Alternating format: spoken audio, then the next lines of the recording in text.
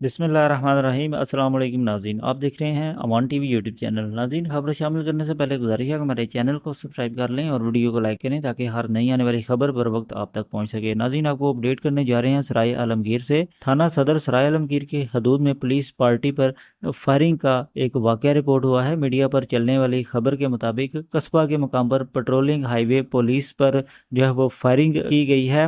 तफसीलात के मुताबिक कस्बा के मकाम पर पेट्रोलिंग हाईवे पुलिस ने नाका लगाया हुआ था, जबकि इसी दौरान जेगू हेड की जानिब से आने वाली गाड़ी को जो है उन्होंने नाका पर रोकने की कोशिश की, चेक करने की कोशिश की, तो इसी दौरान मुलजमान जो है वो फरार हो गए। इस तमाम तर वाक़या में जो है वो पुलिस के मुताबिक जो है वो मुलजमान ने जो है वो पुलिस की गाड़ी पर फायरिंग की, जिसके नतीजे में एक औरत जो है वो ज़ख्मी होने की इतलात है, मामूली मजरूब हुई है, जिसे THQ सराय आलमगीर जो है वो मुंतकिल कर दिया गया है पुलिस की जानिब से।